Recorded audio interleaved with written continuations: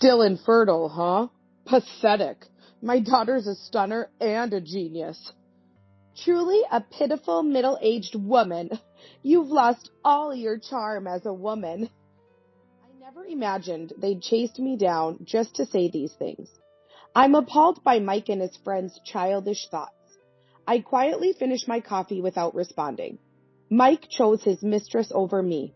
I'm astounded by their absurdity since our reunion. It's regrettable to think I was married to such a person. The real victims here are the kids. How should I get back at these two crazies? They deserve to suffer more than I did. My name is Jane, 45 years old. Mike was a year senior at the company we joined as new employees. He was so competent, I initially thought he had more experience. Our department was close-knit with regular social gatherings. At one such event, I ended up sitting next to Mike, and we started talking more. I quickly fell for Mike, who was kind and proficient. One day, Mike asked me out for a meal, just the two of us. He felt the same way, and on the way home from dinner, he asked me out. Naturally, I accepted, and our relationship began. Everything went smoothly, and a year flew by without major arguments. On our 1-year anniversary, Mike proposed, and we decided to marry. I was 23, just a year into the job, when Mike said, "Jane, I want you to stay home." So I resigned. Early married life was fun. I wanted to be with Mike forever. Then, cohabitation started. Initially, love overshadowed his faults. Mike's parents pressured us for grandchildren. Mike agreed, saying the sooner the better, so we started trying for a baby. Initially, we didn't consult a doctor, thinking it would happen eventually, but it wasn't so simple, and the pressure from the in-laws grew. "Mike and Jane are young. Try a bit harder. We want to see our grandchild soon." They'd say this almost daily, and I began to feel cornered. Susan, Mike's mom, only spoke to me about this, so Mike was unaware of the pressure. I read an article saying stress is bad, so I talked to Mike about Susan. "Mom, I haven't heard anything. Are you sure it's not just in your head? That's what's stressing you out." "Mike, maybe you haven't heard, but I get calls every day. It's really tough. Could you talk to Susan?" "All right, I'll try." The day after this conversation, Susan called. Thinking Mike had spoken to her and expecting an apology, I answered. "Did you complain to Mike? Nasty woman. Just have the grandchild and get divorced. If you can't even have a baby, leave." She ranted like this for 2 hours. Fed up with Susan's attitude, I suggested to Mike we should see a doctor. But he was reluctant and said, "Why don't you go alone, Jane? The issue is usually with the woman, right?" "It's not my problem. We've been trying for a year and a half. It's better you go." He refused to even entertain the possibility it could be him. Resigned, I went to the doctor alone. The test showed I was normal. I showed the results to Mike when he got home from work and asked him to get tested too. Mike said, "Then what could it be? It's definitely not me." He said this even though he hadn't even tested it. I told Susan about it, but the test results must be wrong. "I got pregnant with Mike right away," she said with another snide remark. And from that day, Mike started coming home late more often. I spent 6 months visiting the hospital repeatedly. I couldn't dare discuss with my parents or friends that our second year of marriage had come to this. Pressured by the in-laws, Mike blamed me for our situation. I bore these troubles alone in my daily life. When I felt I was reaching my limit, I talked to my regular doctor. "So that's what's been happening. It's tough, isn't it? Trying to conceive is a couple's issue. Do you think it's difficult for Mike to come in for a test too?" I was at a loss for words. Seeing my distress, fertility issues can take over 3 years for some couples. Don't rush it. The doctor encouraged me. I could only say I'd discuss it with Mike and waited for him to come home to tell him. Then Mike revealed the shocking truth. "It turns out it was Jane's fault after all. I can have kids, so we're getting a divorce." "Can have kids? Divorce?" My mind was in a panic. I demanded an explanation from Mike. "There was this super cute girl at a party, and I've been dating her. Jane couldn't get pregnant, and Mom suggested I switch women, and guess what? She got pregnant in just 6 months. Maybe we're just a better match." "That's cheating. We've only been married 2 years. I've been dealing with the infertility and Susan's nagging all alone. Technically, it's cheating, but isn't it Jane's fault for not getting pregnant? But poor Jane. I'll give you a compensation. Thanks for all the pointless effort. And so, Mike and I divorced. As compensation, I received his entire savings of $20,000, but it left me feeling empty.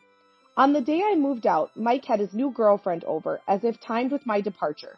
She was flashy and 6 years younger than Mike. Her name was Emma, and as I was leaving, she looked me over and said, "Too bad for you. Sorry for stealing your beloved. We'll be happy together, the three of us." Emma's words pierced my heart. I held back tears and rushed out to my parents' house. This incident led me to a breakdown, and my parents suggested mental care at a clinic they knew. 16 years have passed since then. I now live a very happy life. I arrived early for a meeting today and sat on a nearby bench to kill time. As I reached into my bag for a book, a man stopped in front of me. Looking up, I was shocked to see Mike. "Is that Jane? What a coincidence meeting you here." "Why are you here?" "I recently moved to this town. Never thought I'd run into you here." As Mike mentioned, I had moved far away to avoid any chance encounter with him. Yet here he was, unexpectedly, in front of me. I left without saying a word. I didn't want to talk to Mike. I went into the cafe where I was meeting someone and sipped my coffee to calm down. Then, someone tapped my shoulder. Turning around, I saw Mike, Emma, and a teenage girl, apparently named Katie. Whether they followed me or it was a coincidence, I didn't know. Mike said to Emma, "I knew she'd be here." They must have seen me enter the cafe. When I asked what they wanted, Mike and Emma spitefully said, "Still infertile, huh? Pathetic. Our daughter is a knockout and a genius. Truly a pitiful middle-aged woman. You've lost all your charm as a woman." I never imagined they'd follow me just to say that. Appalled by Mike and his friend's childishness, I silently finished my coffee. Unable to respond, they laughed loudly. Their daughter was busy with her phone, indifferent. Just then, my meeting person arrived. "Sorry, I'm late. Rollo was slow in getting ready." "It wasn't Dad, it was you." "Wait, who are these people?" Approaching were my current husband and daughter. In fact, I remarried 9 years ago and have a daughter. My new husband, Ben, was the doctor who took care of me when I was mentally unwell right after my divorce. Our daughter, Rala, is in the 9th grade. Ben asked me out once my condition stabilized, saying he wanted to support me going forward. We dated for about 4 years, and it was Rala, then 7 years old, who asked Ben to become her dad, which led us to marry. I decided to get back at Mike and his group. "I'll introduce you to my 9th grade daughter, too." That girl? I've seen her before." Mike and his friends started searching something on their mobile phones. Then they looked back and forth between the phone and Rala. "Isn't that Rala, the model? I've been a fan. She's stylish and excels in her studies. But why is Rala here?" "She's my daughter. She was scouted on our way back from a high school orientation. She's beautiful, you know. We're about to have a family dinner. Can you leave now?" Mike and his friends didn't seem to want to leave. I didn't want to argue in front of Rala in the cafe.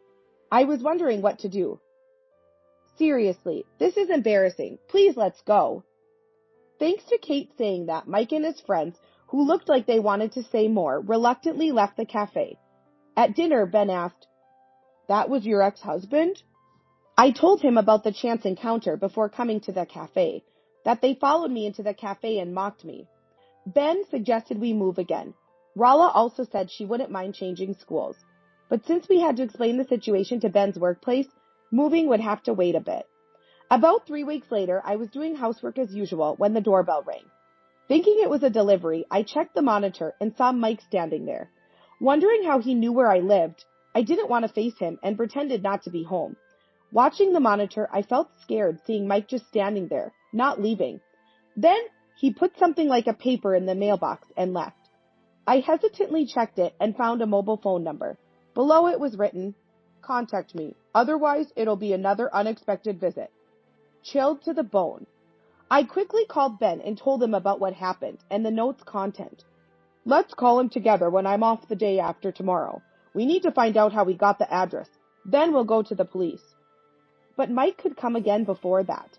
The next day, feeling scared to be alone, I asked a close mom friend to come over. Mike didn't show up during that time. On Ben's day off, we called Mike from his mobile phone. He picked up after a few rings and we put it on speakerphone. I started recording on my phone. Jane, so happy you called. I wanted to ask you something, so I went to your house. Were you not home? First, answer my question. How did you know where I live? Easy. I hired a detective. Told them my girlfriend wouldn't give me her address, and they believed it and found you. But I was surprised. Jane married a doctor. After money, huh? According to Mike, he lied about having a girlfriend who wouldn't give her address, and the detective agency found out where I lived. That's how he learned my husband was a psychiatrist. Shocked this was even possible, I asked why he hired a detective. I figured since your daughter's in 9th grade, she must have been conceived 16 years ago, right? Thought maybe... Yes, she's your child. I found out after we divorced. I knew it. I thought so. My daughter now is stylish and a genius, but she can't compare to the famous Rolla. I couldn't understand how he could say such things about the daughter he was so proud of. I told him not to come to my house again and to leave us alone. What are you talking about? You and Rolla are destined to be mine. I'll come to pick you up tomorrow. Be at home, okay? Otherwise, who knows what'll happen. Is that a threat?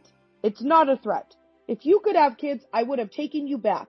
Mom and everyone would have been happy. Why didn't you tell me? I was told that, but at the time I was emotionally unstable myself. Finding out I was pregnant brought happiness, but I feared that telling him would lead to him asking me to come back, and tears involuntarily spilled. Day after day I resolved to raise the child alone. I didn't tell Mike because I thought returning to him would only lead to more pain. I said, and Mike seemed irritated, his tone growing harsher. Painful life? What was so painful? Are you saying it was my fault, or Mom's?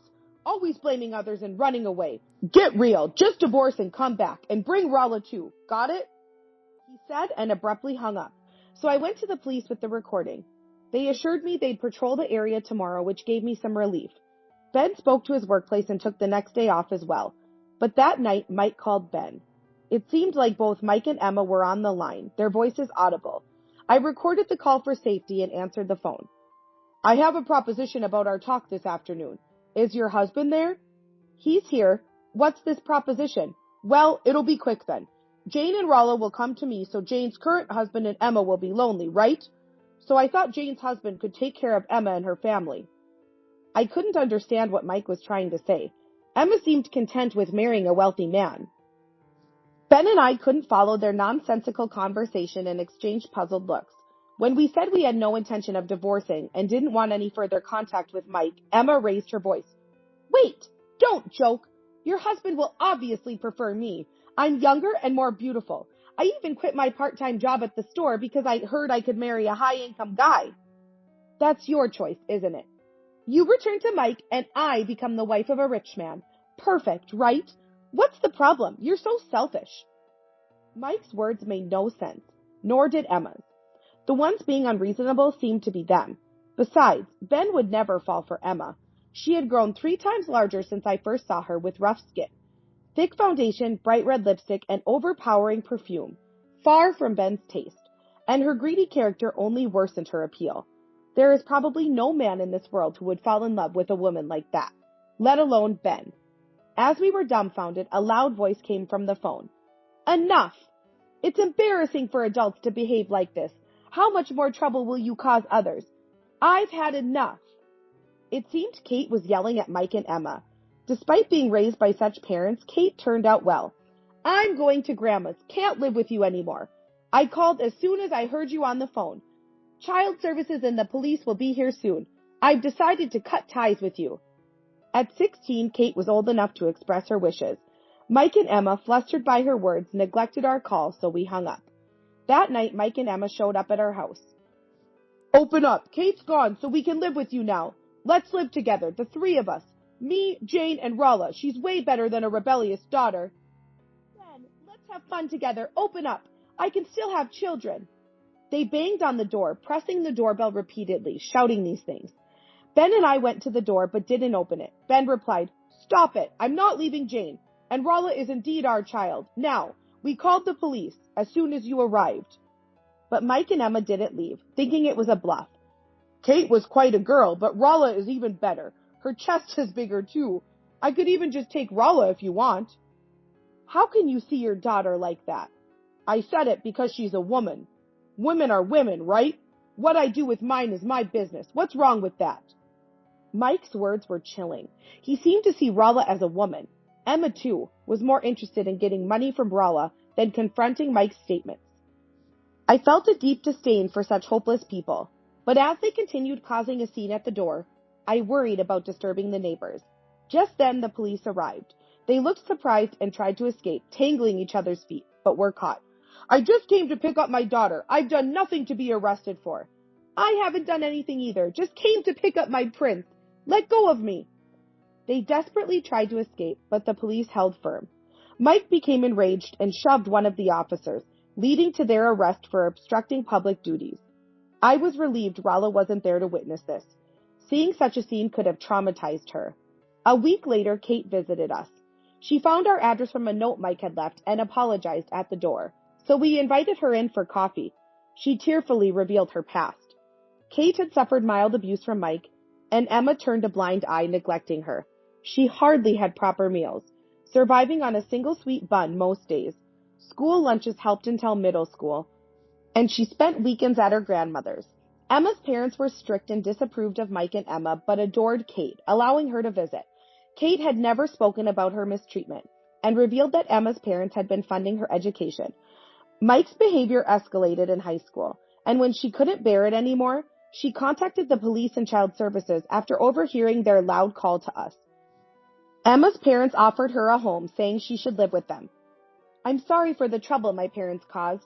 I've always admired Rolla and wanted to apologize. Sorry for showing up unannounced. You're a victim too. No need to apologize. It must have been hard. Kate smiled. I'll be fine from now on, saying, we chatted, and learned Rolla would attend the same high school as Kate. Let's get along. I tell you. I gave her my contact information, and she left in the evening. That night, I told Ben and Rolla about Kate's visit. Rolla said, I'm looking forward to the new school. We continued preparing for the move. The move and Rolla's school transfer went smoothly. Kate later informed us that Mike and Emma were sentenced to prison. They had committed theft and nuisance behaviors with several charges emerging. They wouldn't be out for years. And with substantial debts, they couldn't lead a normal life. Emma's parents disowned them, and Mike's parents, who adored Kate but never financially helped, were also estranged. Mike's parents were heartbroken at losing contact with their granddaughter. Since then, we've led a peaceful life. Kate became much happier and closer to Rolla, often staying over during weekends. We maintained a good relationship with Emma's parents. Infertility is a delicate issue. Assumptions can be hurtful. Like me, many are pressured and end up mentally distressed. So Mike, Emma, and his parents were responsible for their actions. I hope for a peaceful life for our family from now on.